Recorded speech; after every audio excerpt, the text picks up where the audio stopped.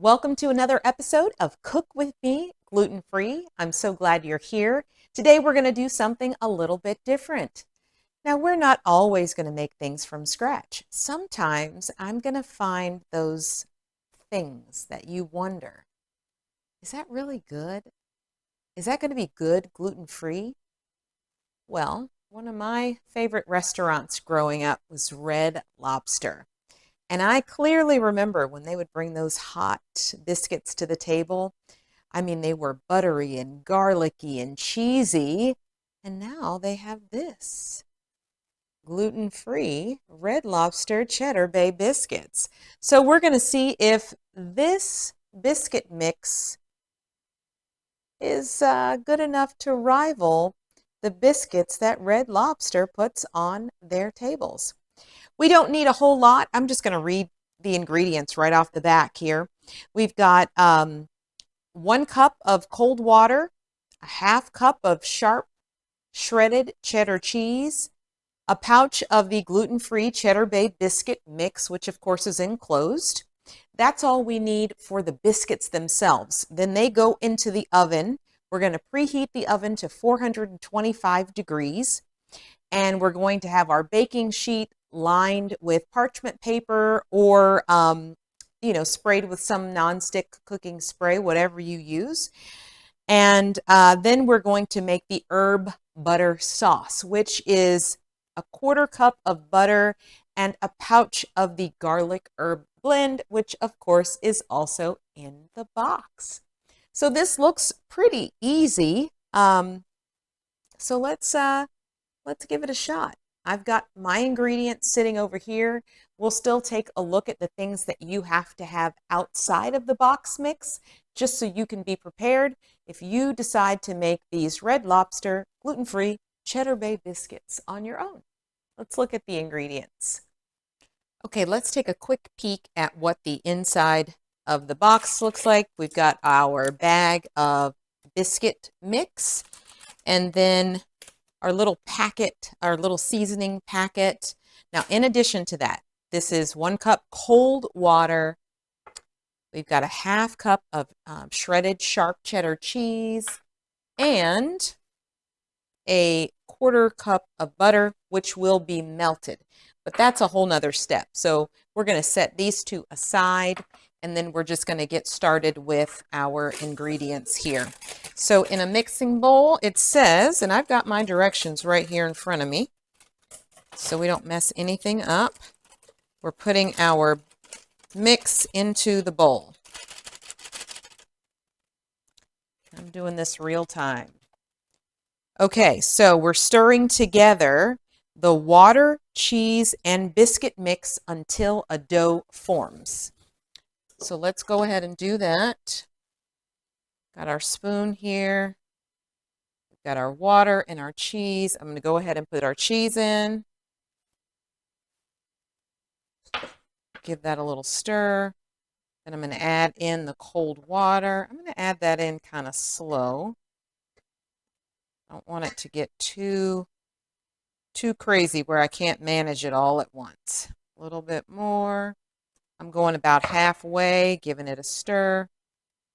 It does say on the box to be careful not to over mix this. So we want to be pretty careful with this. Put a little more water in, giving it another little stir. And when I say stir, I'm really just kind of moving it around because you can see that dough is already starting to form really nicely.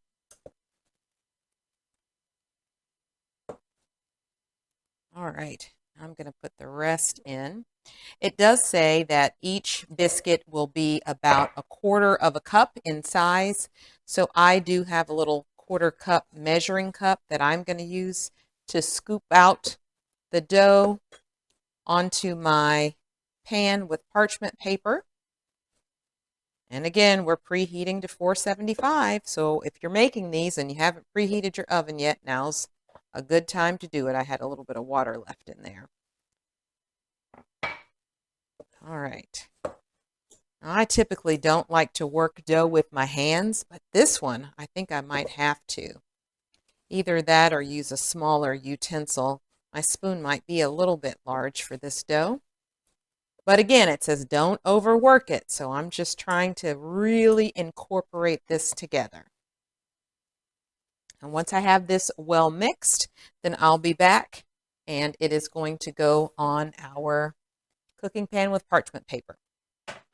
Okay, I did not overmix the dough. It does say it's going to make about 12 equal portions. So it also says to immediately scoop the dough out onto the pan. So we're going to try to get 12 biscuits onto this pan. I'll scoop out a couple. And again, I've got my little 1/4 cup measuring cup because that's what they recommended, and a teaspoon. So I'm going to see what one of those looks like. That's about 1/4 cup. Let's get that on there. It's looking pretty good. I'm going to scoop out another one. That's about 1/4 cup right there. Go. So I'm going to scoop all of these out and let's see if using a 1/4 cup measuring cup, how many it actually makes. All right, I got them all on the pan and it did make 12. Now mine aren't perfect, they never are, but they're roughly close to. I did use the 1/4 cup measurement. I would say if you use a 1/4 measuring cup, don't fill them all the way to the top. Give a little bit of space and you should get 12 equal. So these are going in the oven and our box says they're going in the oven for 14 to 16 minutes. So I'm going to place these in. While these are in the oven, we're going to move on to our next step, which is melting the butter and mixing in the seasoning packet. So let's get these in the oven.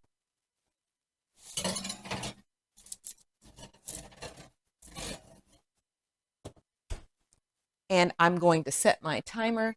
I always set it to the lowest time, which is 14 minutes.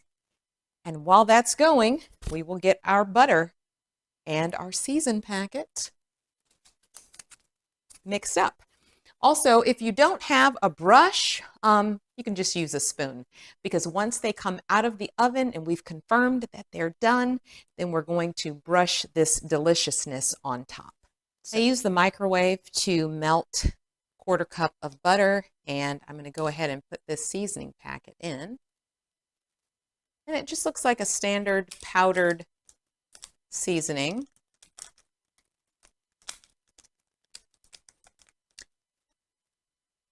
I'll take a teaspoon and whisk this together. It looks like it gives it a little bit of a consistency. You probably can't see that, but there is a little bit of a consistency that's formed. But the one thing I can definitely say is it smells so good. Oh my word. Well, I'm going to make sure that this is very well incorporated before my timer goes off on our biscuits, because remember, you're putting this on, brushing it on, or spooning it on immediately after they come out of the oven. So it's almost time for the taste. It's pretty easy. And most of these ingredients we typically already have at home. Okay, so our Cheddar Bay biscuits are fresh from the oven. They are super hot. I will say this, keep an eye on them. I set my timer, as you saw, to 14 minutes, and I think they probably would have been fine in 12 minutes. I know every oven is different, but you can see that they did get very brown. Now, they're not burnt. They're not burnt on the bottom, but they are probably a bit more crispy and brown than I would like. So I'm going to give our little butter mix a little stir here, and then I'm going to use our brush and really get into these biscuits here. And I feel like there's plenty of butter for all of these, so you could be generous with your brush. And the good news is if people that are sensitive to garlic or don't like garlic or trying to cut back on calories and don't want the butter, you can always just leave the butter off of some of them. But I'm going to get these all nice and slathered. I mean, the smell of this butter sauce is just incredible. One can only hope they actually taste like the real thing. And of course, I'm going to be honest. I mean, is there any other way to be when you're cooking? I guess if you go to somebody's house and they serve you something and you don't like it, it's probably not a good idea to say you don't like it. However, in this case, we are just looking at or tasting the box version of Red Lobster's Cheddar Bay biscuits, but gluten-free.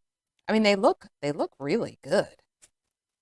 Let me see if I can hold these up to the camera so you can take a good look at them. I think my pan is still, my pan is still too hot for me to, so let me grab a pot holder and let you see up close. See those? Yum, yum, yum. All right. Let's give them a taste. This is the very first one that I put on the pan, so we're going to give that one a taste. Because they're so hot, I'm going to break a piece off first. Oh, let me show you the inside. Take a look. I mean, it's still steaming hot, steaming hot. All right, here we go. Taste test.